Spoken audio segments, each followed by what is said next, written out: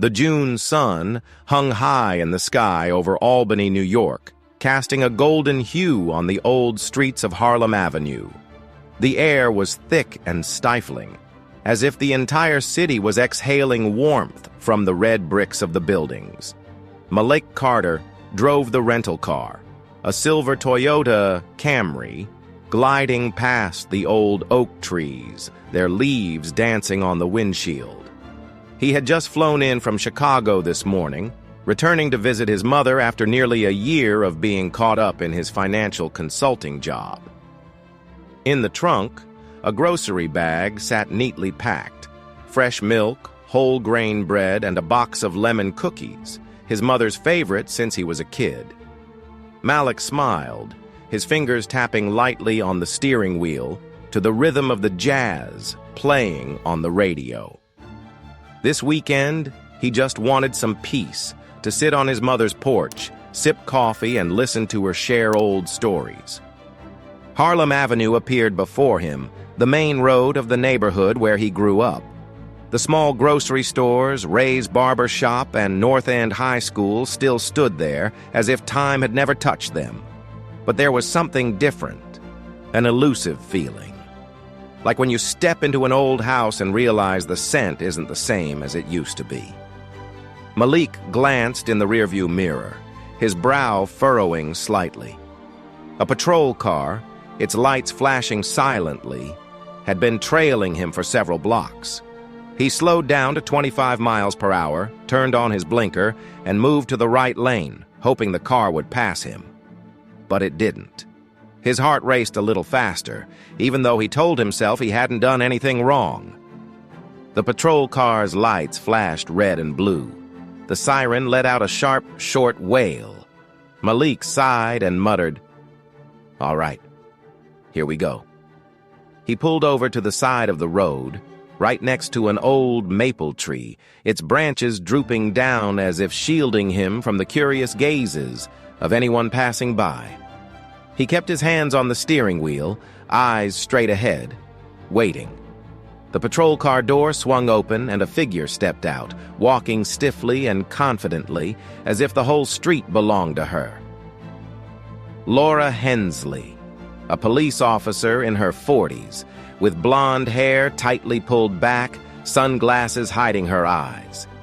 Her uniform was snug at the shoulders, her left hand resting lightly on her holster, a habit she didn't even think about. She approached Malik's car window, tapping twice on the glass, the sound sharp and dry. Malik rolled down the window, keeping his voice calm. "Hello, officer. Is there a problem?" "Driver's license and vehicle registration," Laura said, her voice icy without a hint of a smile. Malik nodded, his hand still on the steering wheel. "All right, I'll get it from the glove compartment. Just take it easy," he said, deliberately emphasizing each word. Laura raised an eyebrow, her grip tightening on the gun. "Hurry up," she ordered. Malik bent down, opened the glove compartment, and slowly, carefully took out the documents. He handed them through the window, his eyes meeting Laura's through her sunglasses.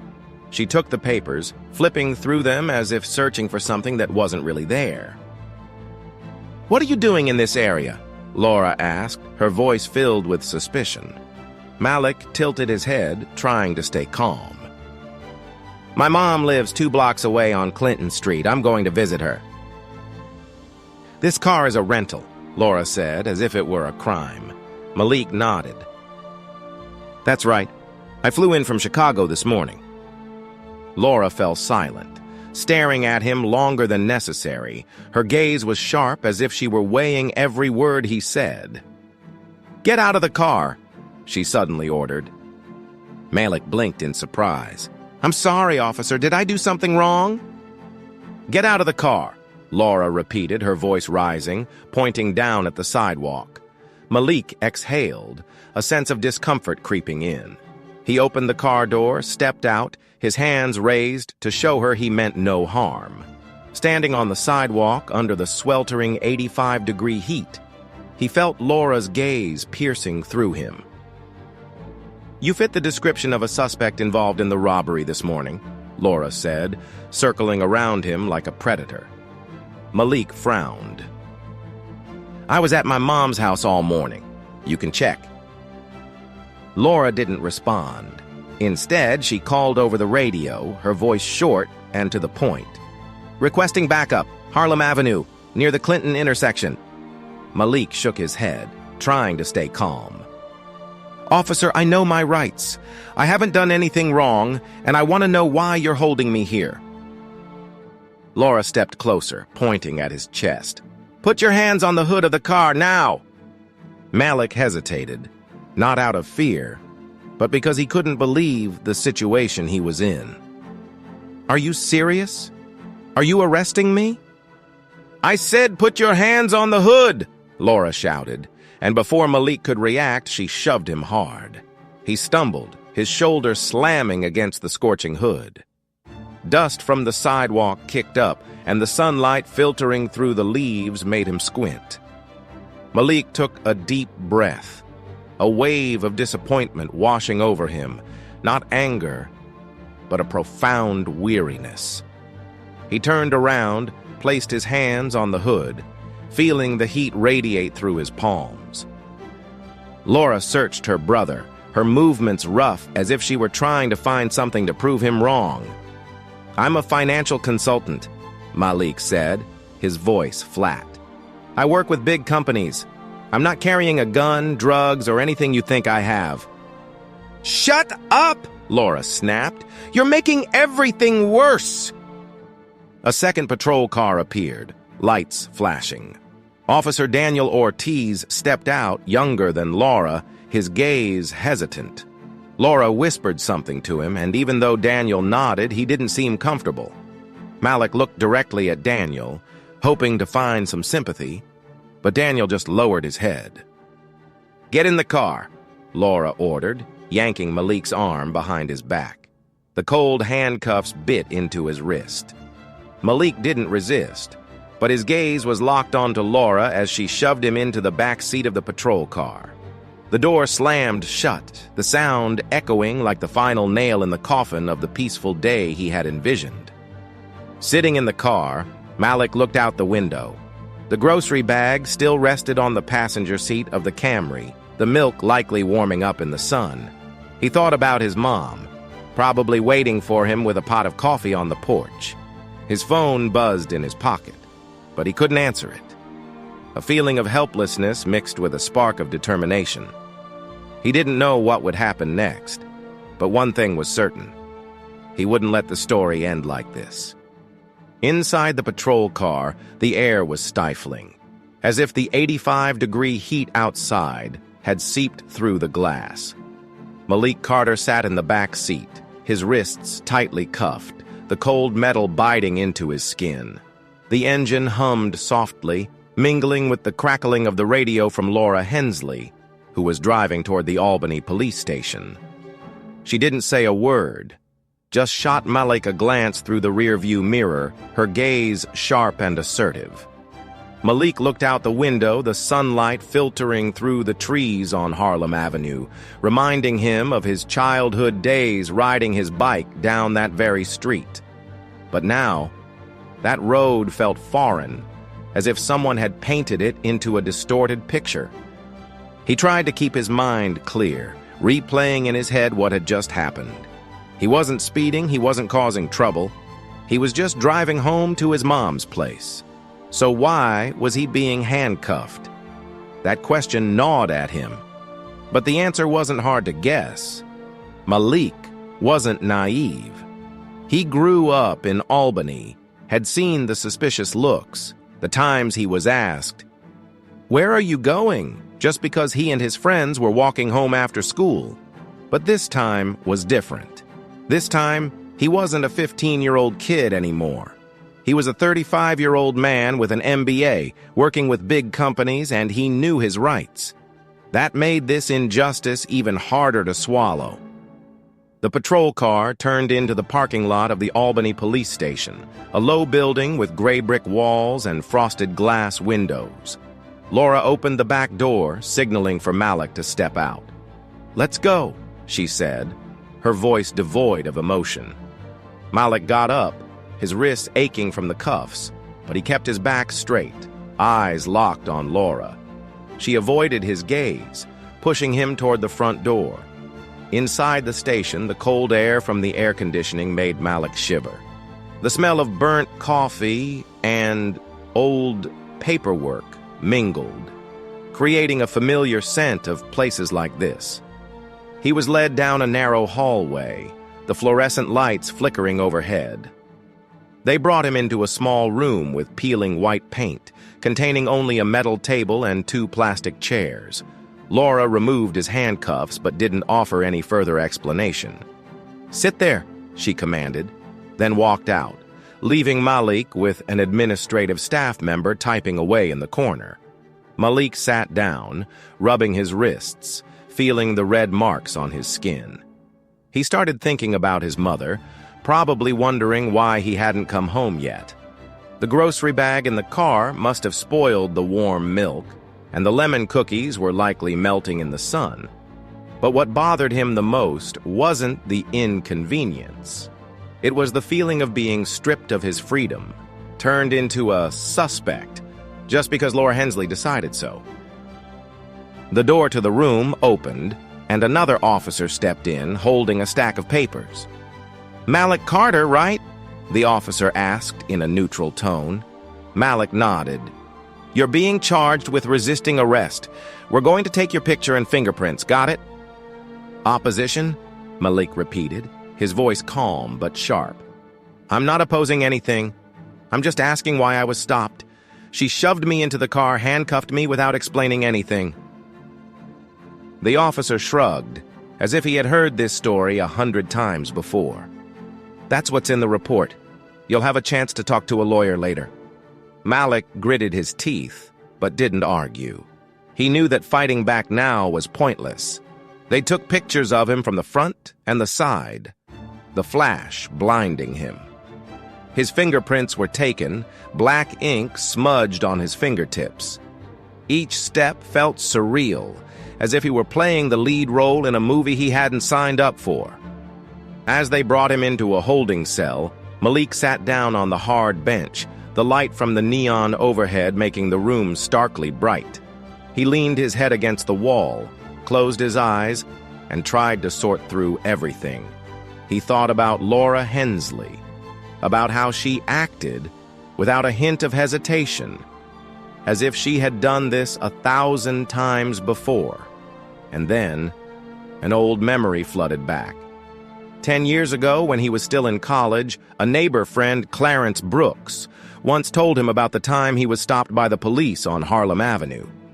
Clarence, a factory worker, was accused of loitering with intent just because he was walking home after a night shift. Clarence was shoved against the wall, searched, and even though there was no evidence, he still received a ticket. "I didn't do anything," Clarence had said, his voice filled with helplessness.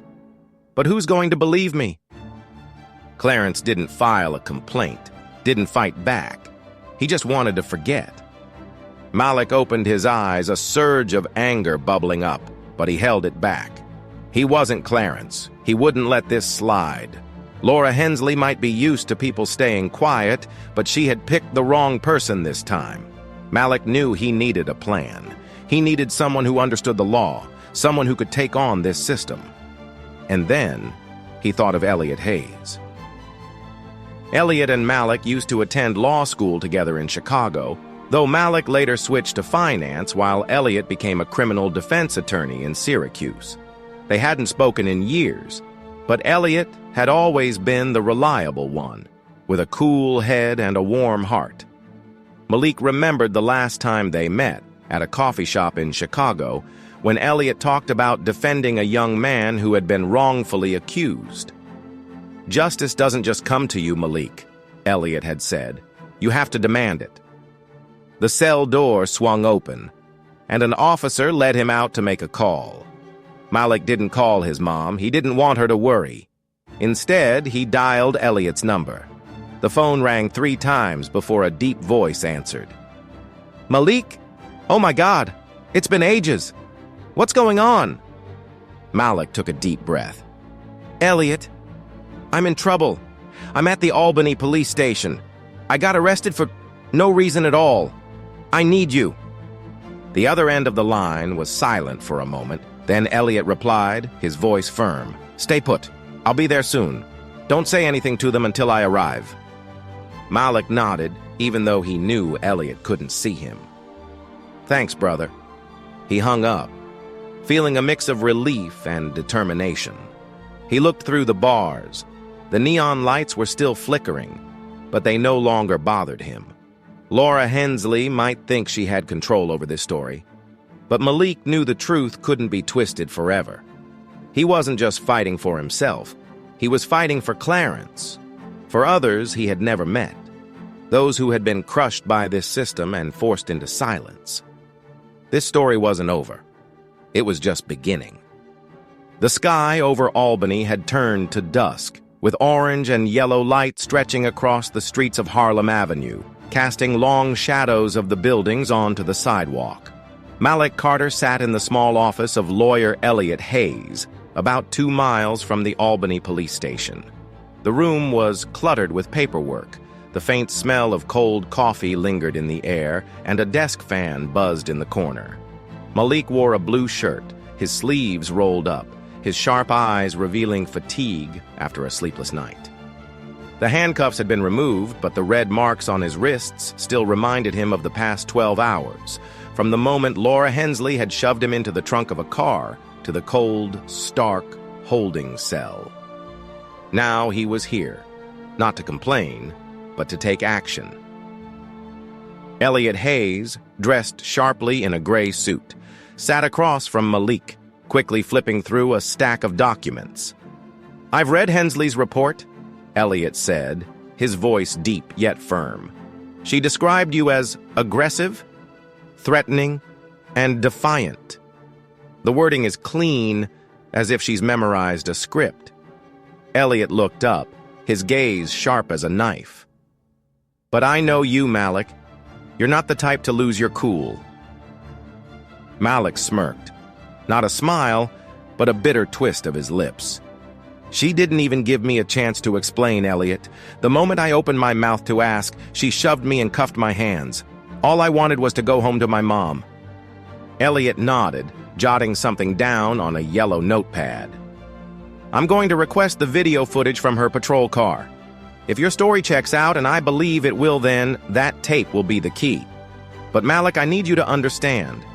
This kind of thing isn't new for Hensley." Malik leaned forward, his brow furrowed. "What do you mean?" Elliot sighed, pushing a cup of coffee toward Malik. "I've checked in with a few folks in Syracuse who used to work with the Albany police. Hensley has a reputation for being tough, but not in a fair way. She targets certain groups, especially men of color, with excuses as flimsy as paper. Matches the suspect's description.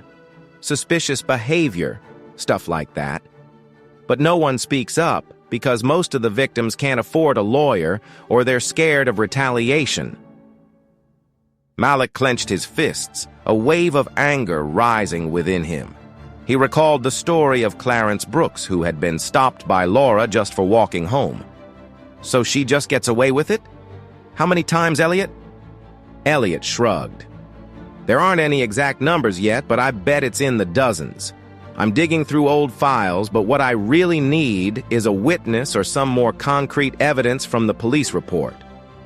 Malik nodded, his eyes shining with determination. "I won't let her keep going, Elliot. Not with me, not with anyone else." Elliot smiled softly for the first time that evening. "That's why I took this job, bro. But you need to be patient. Hensley isn't stupid. She knows how to cover her tracks." At the same time, 3 miles away from Elliot's office, Tasha Monroe sat in her small apartment in West Albany. The dim yellow light from the kitchen illuminated the table where she was flipping through a stack of photocopied documents she had quietly kept for 5 years. Tasha, 32, was an archivist at the Albany County Courthouse, a quiet job that gave her access to records that few paid attention to. She had her curly hair pulled up high, deep brown eyes, and a lingering sense of restlessness that never left her mind.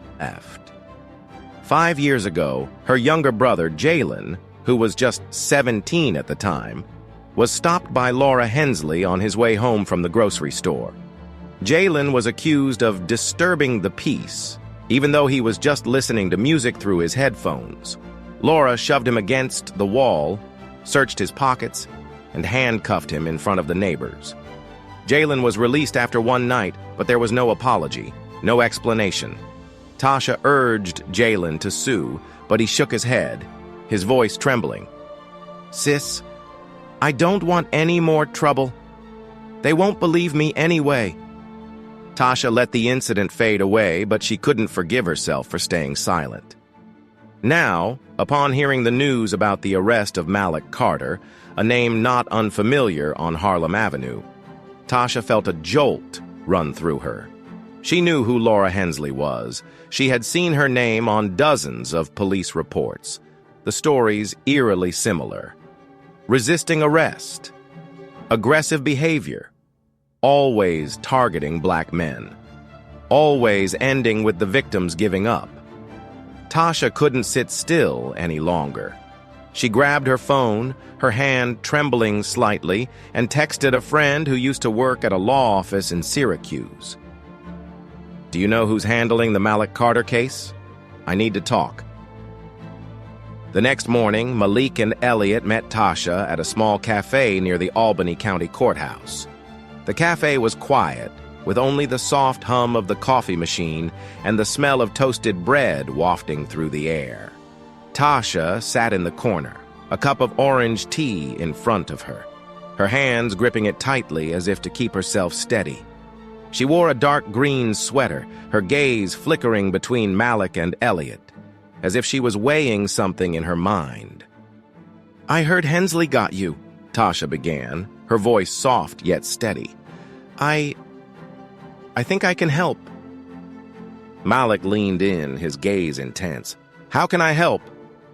Tasha took a deep breath and slid a brown envelope across the table to Elliot. "This is what I managed to gather. Police reports, arrest records, a few internal notes. Not everything is public, but I know how to track them down. Hensley has been doing this for years, snatching people up, writing fake reports, and then letting them disappear. My brother Jalen was one of them." Elliot opened the envelope and quickly flipped through the documents. His eyes lit up when he saw a report from 2019, describing Jalen's arrest with wording almost identical to Malik's report. Suspect failed to comply, threatened the officer. He looked up at Tasha. "Are you sure you want to get involved in this? If these documents are used, your name could come out." Tasha nodded, though her eyes flickered with fear. "I've been silent for too long. Jalen isn't the only one. There are others whose names I've seen in the files. If you need me to testify, I will." Malik looked at Tasha, a mix of gratitude and respect in his eyes. "Thank you, Tasha. I know this isn't easy." Tasha smiled weakly. "You don't have to thank me. I'm doing this for Jalen, for all the people who don't have a chance to speak." Meanwhile, at the Albany police station, Laura Hensley sat at her desk, her eyes glued to the computer screen. She had just finished an 8-hour shift, but her mind was restless. The rumors about Malik Carter had started to spread, not from the press, but from whispers in the break room of the station. Officer Daniel Ortiz, who had assisted her that day, had been avoiding her gaze all morning. Laura knew what was coming. She opened her report, rereading the lines. Carter was aggressive, non-compliant. She told herself she had done the right thing, that she was just maintaining order. But deep down, a flicker of doubt began to spark. Laura had no idea that in Syracuse, Elliot had filed a request to obtain the footage from her patrol car. That footage, if made public, would reveal the truth: no aggression, no resistance, just a man being shoved against the hood of the car and handcuffed without cause. Elliot knew this footage was their strongest weapon, but he also understood that Laura wouldn't back down easily. She had allies, a system backing her up, and she had gotten away with things before. Malik returned to his mother's house on Clinton Street. Sitting on the porch with a cup of cold coffee, he looked out at the street where kids were riding their bikes and laughing, just like he used to do 20 years ago. But now, he felt different. He noticed the wary glances from neighbors as the police cars passed by, felt the invisible fear that Laura Hensley and people like her spread. Tasha, Jalen, Clarence. They were pieces of a larger puzzle, a system of injustice that he could no longer pretend didn't exist. His phone buzzed. A message from Elliot. "The video footage has been requested. Tasha agreed to testify. We're moving forward, brother." Malik closed his eyes and took a deep breath. This battle wasn't over, but for the first time, he felt he wasn't alone. The community was standing behind him, not with shouts, but with truth, with courage, with voices that had been silenced. And he knew that no matter how tough the road ahead might be, he wouldn't turn back. Tuesday morning in Albany, New York carried the crisp chill of early autumn, the sky overcast as if the clouds were clutching every ray of sunshine. The Albany County Courthouse, a sturdy red brick building with tall windows, stood proudly in the heart of downtown, where Harlem Avenue met State Street.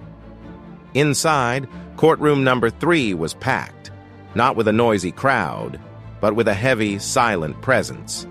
Family, neighbors, local reporters, and a few city officials squeezed onto the wooden benches, their eyes fixed on the defendant's table where Malik Carter sat. He wore a dark blue suit, a neatly tied tie, his face calm but his eyes sharp, like a man fully aware of the battle he was about to face. Next to Malik is Elliot Hayes, his attorney, who is reorganizing a thick stack of documents. Elliot, with his salt and pepper hair and confident demeanor, scans the room, noting every face. He knows today is not just a preliminary hearing, it's a declaration of war. Across from them, at the prosecution table, Officer Laura Hensley sits rigidly in her police uniform, her blonde hair tightly pulled back, her gaze avoiding direct contact. She grips her hands under the table, her nails digging into her palms as she struggles to hide the growing anxiety within her. Officer Daniel Ortiz, who assisted her during Malik's arrest, sits in the back row, his eyes downcast as if he wishes to remain unnoticed. Judge Evelyn Harper entered, her black robe billowing as she rapped her gavel for order. "All rise," the court clerk announced loudly. The entire room stood up, then sat down in perfect unison. Evelyn, a woman in her 60s with a gaze sharp as a knife, peered over her silver-rimmed glasses. "We are here to consider the case of Malik Carter against Officer Laura Hensley concerning allegations of resisting arrest and police misconduct. Mr. Hayes, please proceed." Elliot stood up, his voice deep yet resonant throughout the room. "Your Honor, we request to begin by presenting the video footage from Officer Hensley's patrol car on June 15th. This footage will demonstrate that my client, Mr. Malik Carter, was neither aggressive nor combative, contrary to Officer Hensley's report. On the contrary, it will reveal an unlawful arrest based on bias and abuse of power." Laura tightened her grip, her gaze flickering over to Elliot before settling on Malik. She had reviewed the footage last night in her dark apartment, and every frame from the moment she ordered Malik out of the car to when she shoved him onto the hood felt like a knife cutting into her confidence. But she reminded herself that she could still control this narrative. Her report was meticulously written, and she believed the system would back her up, just like it always had before. The light in the courtroom dims as the large screen lights up. The recording begins, the time clearly displayed. 2:32 p.m., June 15th. The image of Malik's Toyota Camry appears, parked on the side of Harlem Avenue. Laura steps out of her patrol car, her hand resting on her holster, her voice cutting through the air via the speaker. "Get out of the car!" Malik, keeping his hands on the steering wheel, replies calmly, "Officer, did I do something wrong?" No aggression, no threats. Then comes the moment that silences the entire courtroom. Laura shoves Malik against the hood of the car, her voice rising as she shouts, "Put your hands on the hood!" Malik doesn't resist. He simply asks, "Are you arresting me?" The handcuffs clink as the screen fades to black. A murmur swept through the crowd. Judge Harper raised his hand, calling for order. Elliot turned to Laura, his voice sharp as a knife. "Officer Hensley, is this the incident as you described in your report? You wrote that Mr. Carter was aggressive and threatening. I don't see that in the footage." Laura cleared her throat, trying to keep her voice steady. "In that moment, I felt threatened. He asked his questions with a challenging attitude." Elliot tilted his head, his gaze fixed on Laura. "A challenge? He asked why he was stopped. That's his right, isn't it?" Laura didn't answer right away. She glanced at the judge, then looked down again. "I acted on my own judgment." Elliot didn't stop. He called the first witness, Tasha Monroe. Tasha stepped up to the stand, wearing a simple gray dress, her hands clasped tightly together to keep them from shaking. She swore to tell the truth, her voice soft but steady. "I work at the Albany County Courthouse specializing in record-keeping. I've seen Officer Hensley's reports for years. They're always the same, consistently targeting black men, always with vague justifications like matching the suspect's description. My brother, Jalen, was a victim in 2019. He was handcuffed just for walking home." The entire courtroom buzzed with whispers. Laura felt her throat go dry. She knew who Tasha was. She had seen her in court before, always silent, always with her head down. But now, Tasha was looking straight at her, her gaze fearless. Laura wanted to stand up, wanted to scream that she was just doing her job, that the streets of Albany weren't safe if she didn't stand her ground. But she sat still, her nails digging deeper into her skin. Elliot called Clarence Brooks next. Clarence, a 50-year-old man with graying hair, stepped up to the podium, his gaze serious yet resolute. "In 2017, I was stopped by Officer Hensley while walking home after a night shift at the factory on Pearl Street. She said I was loitering suspiciously. I didn't argue, but she shoved me against the wall and searched me. She found nothing, yet I was still fined $100 for disturbing the peace. I didn't file a complaint because I thought no one would believe me."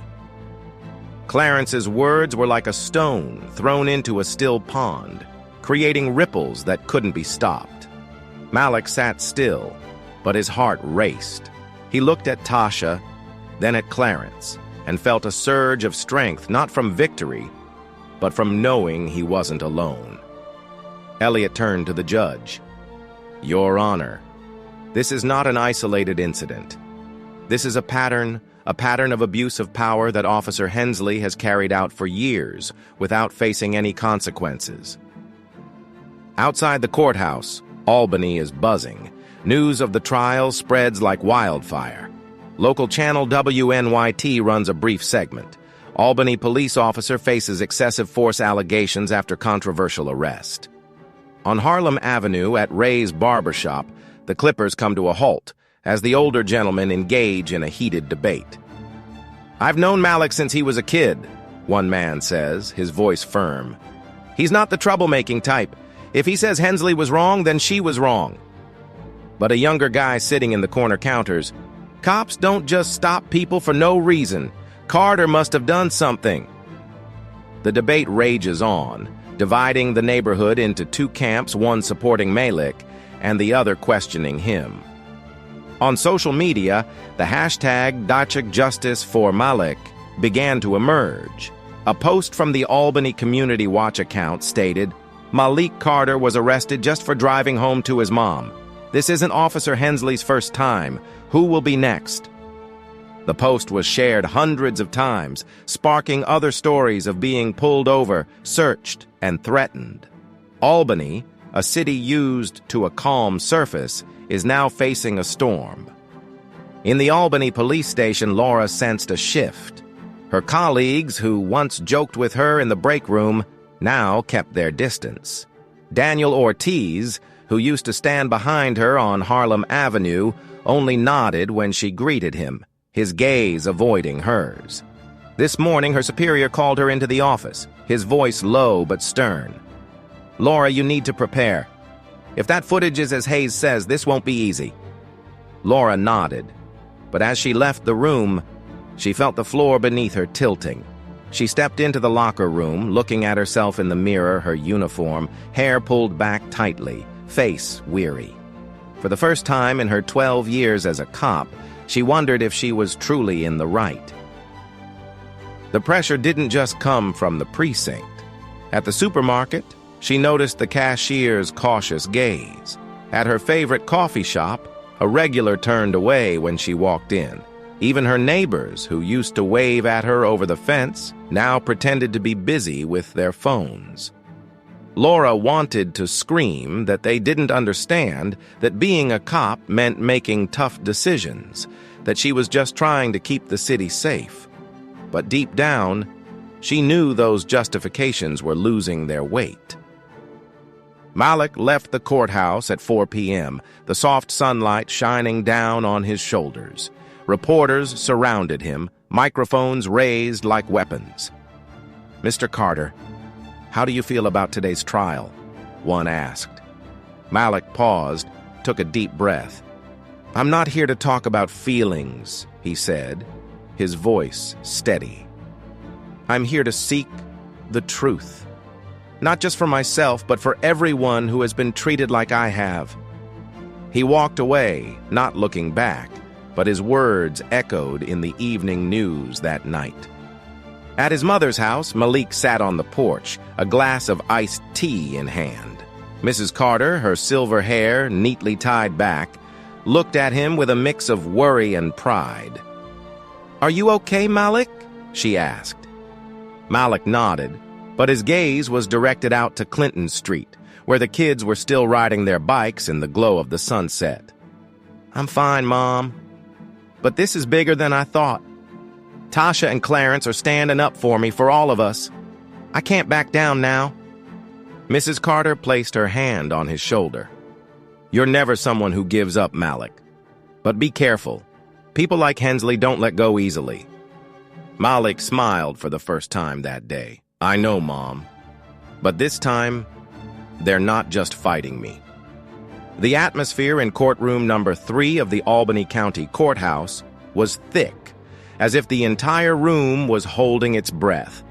The light from the tall windows was obscured by gray clouds, casting a gloomy shadow over the old wooden benches. Malik Carter sat up straight, his gaze fixed on Judge Evelyn Harper, who had just requested both sides to pause so she could review the evidence. The video footage from Laura Hensley's patrol car, the testimonies from Tasha Monroe and Clarence Brooks, along with a stack of documents submitted by Elliot Hayes, lay on her desk pieces of the truth that Malik hoped would change everything. Laura Hensley sat across from them, her hands resting on her thighs, but her fingers trembled slightly. The police uniform, once a source of pride for her, now felt like a heavy burden on her shoulders. She could feel the eyes of everyone in the room on her, not just Malik and Elliot, but also Tasha, Clarence, and dozens of others in the public gallery.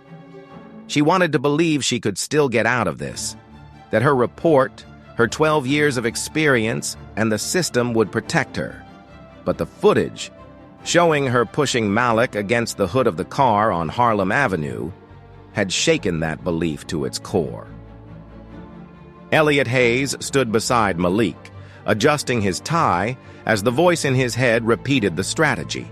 He knew this was the pivotal moment of the preliminary hearing, not to convict, but to determine whether there was enough evidence to move forward to a formal trial. He glanced at Malik, seeing the determination in his friend's eyes, and felt a surge of confidence. "We're almost there," he whispered. Malik nodded slightly, saying nothing, but his gaze spoke volumes. He wasn't here to lose. Judge Harper returned to the bench, tapping her gavel to call for order. The room fell silent, with only the hum of the ceiling fan breaking the stillness. She adjusted her glasses, her voice steady and clear. "I have thoroughly reviewed the video footage, the testimonies, and the documents presented. There are a few points that need clarification before I make my decision." She turned to Laura, her gaze sharp. "Officer Hensley, do you have anything to add to your report? The footage shows that Mr. Carter did not exhibit any aggressive or defiant behavior as you described." Laura stood up, cleared her throat, and tried to keep her voice steady. "Your Honor, in that situation, I felt it was necessary to act quickly to ensure safety. Mr. Carter was questioning me with a challenging attitude, and I assessed that he could pose a threat." Evelyn tilted her head, unwavering. "A challenge?" He asked why he was stopped. "Do you have any proof that he threatened you beyond your own judgment?" Laura opened her mouth, but the words got stuck in her throat. She glanced at Malik, and for the first time, their eyes met. Malik wasn't angry, nor was he triumphant. He simply looked at her as if waiting for her to acknowledge what she had been trying to avoid. Laura lowered her head, her voice barely a whisper. "No, Your Honor. There was no specific threat." A soft murmur spread through the room. Elliot smirked, but he stayed silent, letting Laura's confession echo on its own. Judge Harper jotted down some notes and then turned to Elliot. "Mr. Hayes, would you like to add anything?" Elliot stood up, his voice resonant but not overbearing. "Your Honor, we ask for nothing but justice.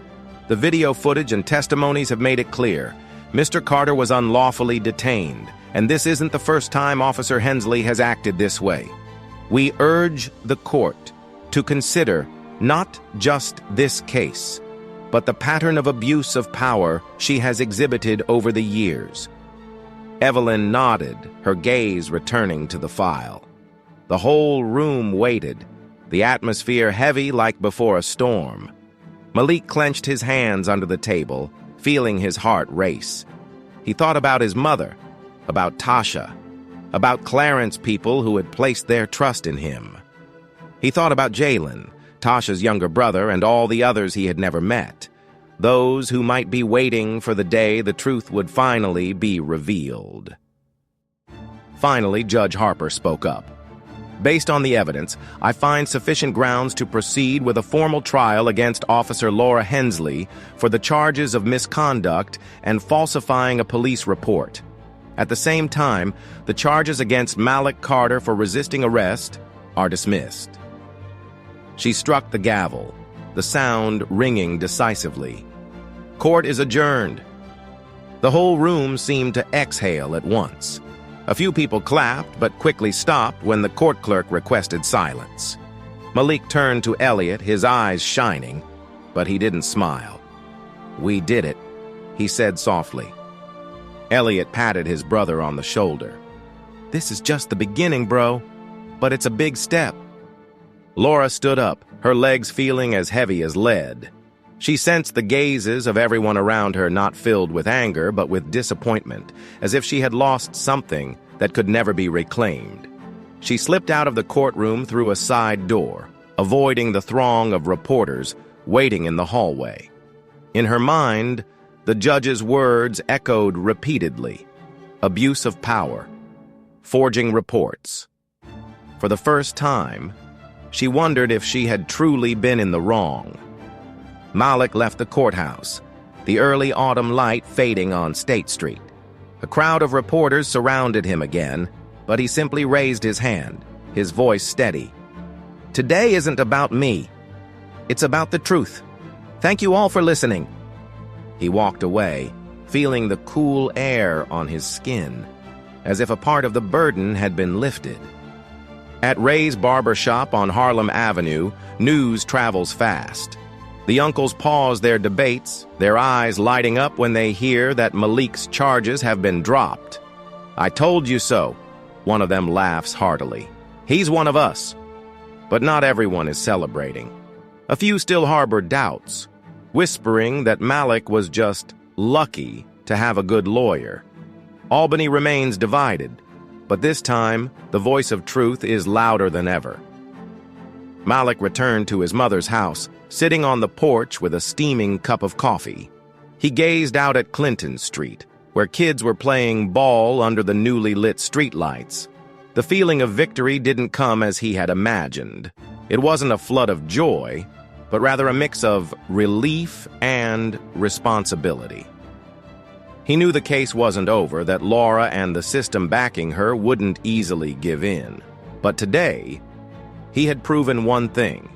The truth, no matter how small, can still stand strong if you don't give up. 3 weeks after the preliminary hearing, Albany, New York, welcomed a crisp October morning, the cool air carrying the scent of dry leaves along Harlem Avenue. The Albany County Courthouse opened its doors once again, but this time, the tension from the previous session was absent. Courtroom 3 was still crowded, but the atmosphere had shifted. It was no longer filled with anxious anticipation, but rather a sense of relief, as if the entire city was ready to close a long chapter. Malik Carter sat in the front row, dressed in a simple gray sweater, his gaze calm, yet unmistakably resolute. Next to him was Elliot Hayes, holding a slim folder, a faint smile flickering across his lips. They had come a long way, and today was the day everything would be decided. Laura Hensley sat at the defendant's table, no longer in her police uniform. She wore a light blue blazer, her blonde hair falling naturally around her, but her face was pale, her eyes vacant. She had been suspended without pay since the preliminary hearing, and with each passing day, she felt the world she once knew slipping away. Tasha Monroe sat in the public gallery, shoulder to shoulder with Clarence Brooks. They didn't say a word, but their presence spoke volumes. They were here not just for Malik, but for themselves, for the years of silence they had left behind. Judge Evelyn Harper stepped in, her black robe flowing as she rapped her gavel to call for order. "We are here to deliver the final verdict in the case of Malik Carter versus Officer Laura Hensley," she began, her voice deep yet clear. "After thoroughly reviewing the evidence, testimonies, and documents, I have reached a decision." The room was silent, with only the soft sound of breathing and the scratching of a reporter's pen in the corner. Malik clenched his fists under the table, not out of worry, but because he knew this moment would change not just his life, but all of Albany. Laura bowed her head, her nails digging into her palm, trying to stop the whirlwind of thoughts racing through her mind. Judge Harper continued. "Officer Laura Hensley has been found guilty of misconduct in office and falsifying a police report. She will be stripped of her police badge and permanently barred from working in any law enforcement agency. Additionally, she must complete 200 hours of community service within the next 12 months. She paused, her gaze fixed directly on Laura. "This is not a light sentence, Ms. Hensley. It reflects the seriousness of the actions you have taken, not just against Mr. Carter, but against many others in this community." Laura didn't look up. She felt her chest tightening, not out of anger, but from a hollow sensation she couldn't quite name. She had braced herself for this possibility, but when she heard the verdict, it still felt like the floor was collapsing beneath her. She glanced at Malik, hoping to find a glimmer of triumph in his eyes. But there was none.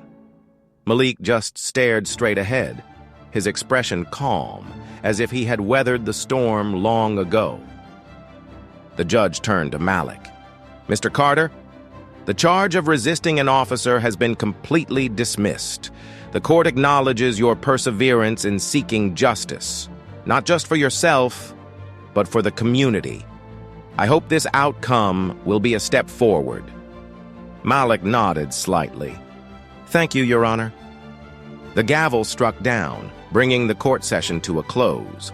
A small round of applause erupted, quickly silenced by the court clerk. Malik stood up, shook hands with Elliot, his voice soft. "You did it, brother."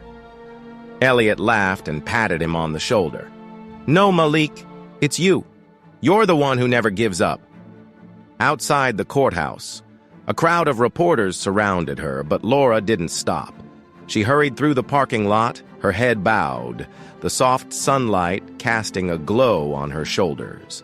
She got into her car, slammed the door shut, and sat there, gripping the steering wheel tightly. No more badge, no more uniform, no more Albany.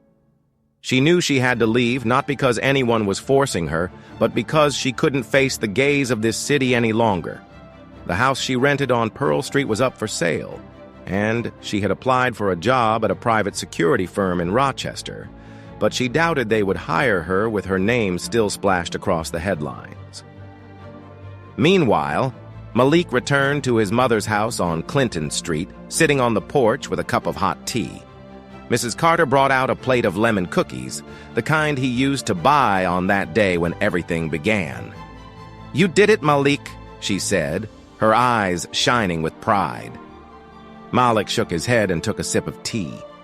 "Not just me, Mom. Tasha, Clarence, Elliot, they stood up with me. Without them, I wouldn't have come this far." But the story didn't end with the verdict.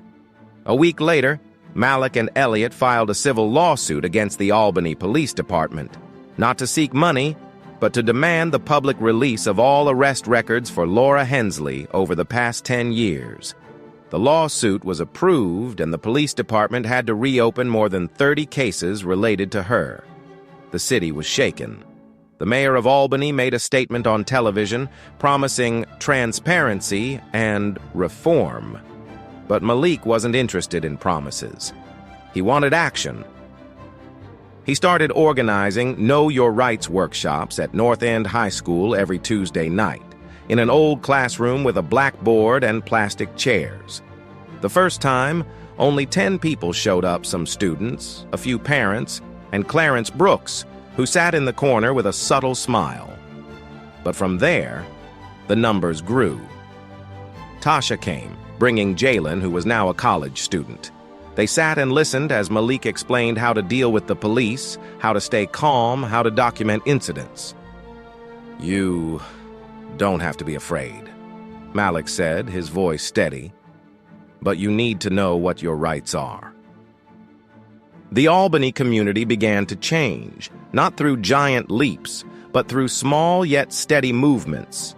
At Ray's barbershop, debates became less heated, replaced by stories of hope. A teacher at North End High incorporated Malik's case into her lesson on civil rights.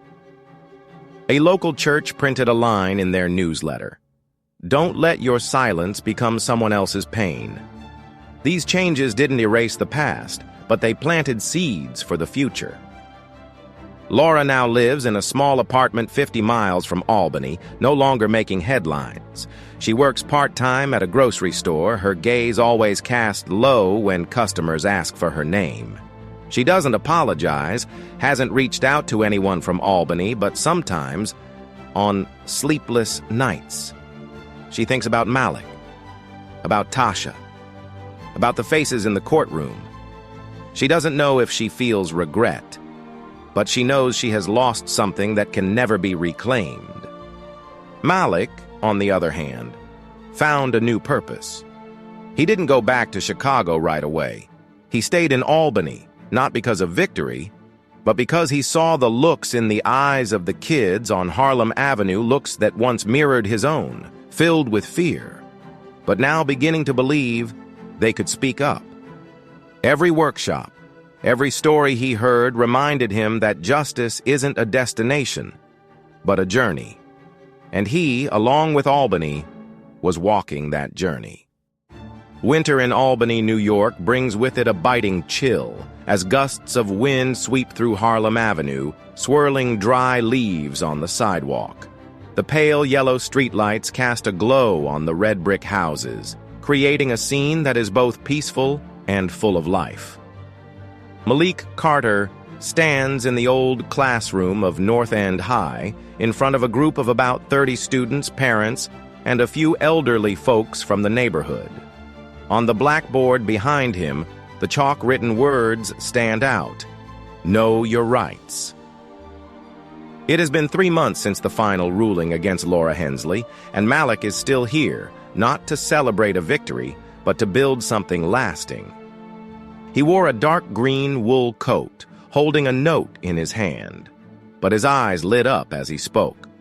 "Everyone in this room has a story," he began, his voice deep yet warm.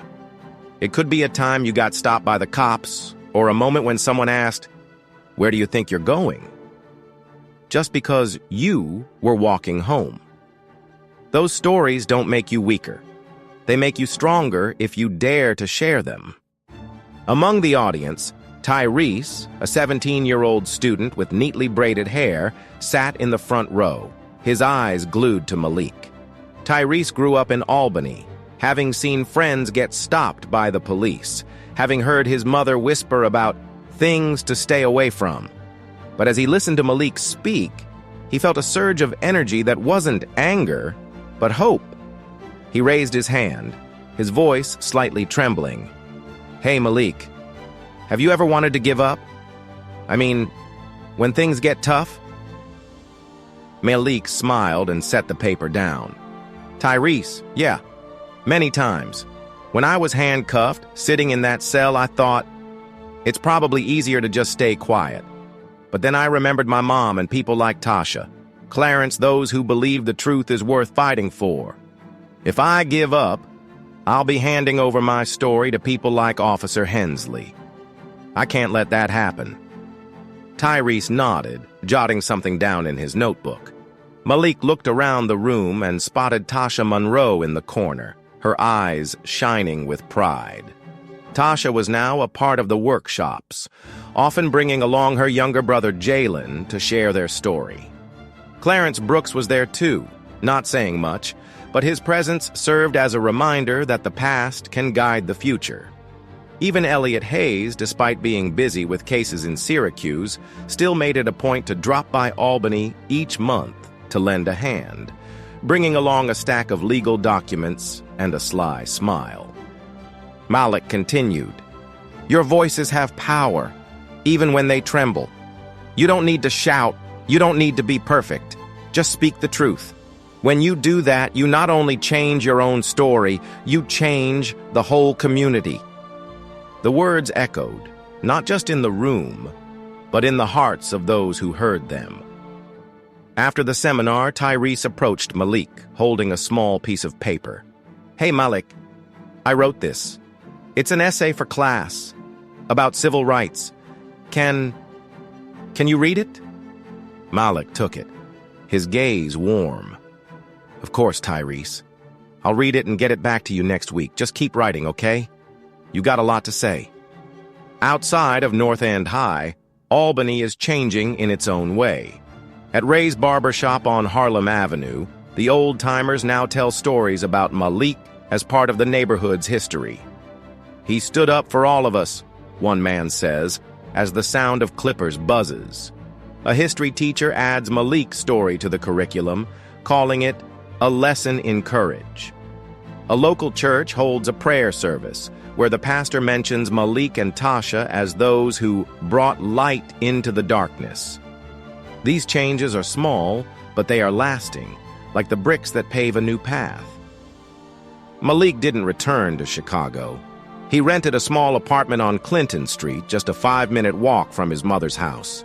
Every morning, he sipped coffee on the porch, watching the kids ride their bikes and reflecting on the past. He didn't see himself as a hero. He was just someone who refused to stay silent. But to Albany, he was a symbol, not because of his victory over Laura Hensley, but because he showed them that they too could stand up. Laura, now living 50 miles from Albany, is no longer the center of attention. She works at a grocery store, wearing a name tag with a name no one recognizes. She doesn't watch the news, doesn't use social media, but one night, During a sleepless stretch, she opened YouTube and stumbled upon a video of Malik's seminar. She listened as he said, "Your silence is someone else's permission." She turned off the video, sitting in the dark, not crying, not speaking, just listening to the sound of her own heartbeat. She isn't seeking forgiveness, and maybe she doesn't need it. But her story has ended, while Albany's story continues on. Malik, Tasha, and Clarence still meet, not to talk about the past, but to build the future. They hold community meetings, write letters to the city council, demanding reforms in the police department. One evening, as Malik stands on his mother's porch, looking at the flickering streetlights, he receives a message from Tyrese. "I just talked to my mom about my rights.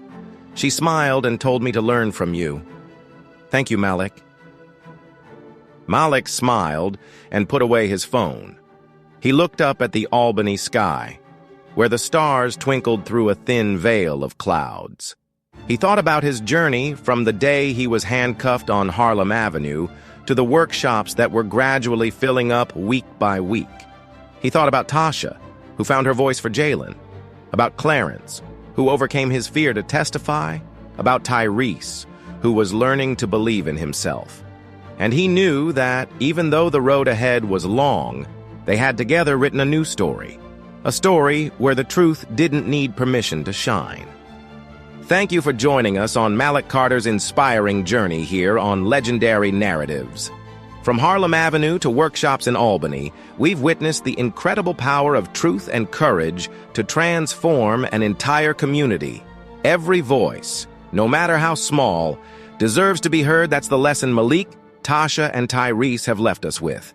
If this story touched your heart, please like, share, and subscribe to Legendary Narratives so you won't miss the next inspiring journeys. Comment below to share your thoughts. We'd love to hear from you. Thank you for being a part of this community, and we'll see you in the next video. Have a wonderful day.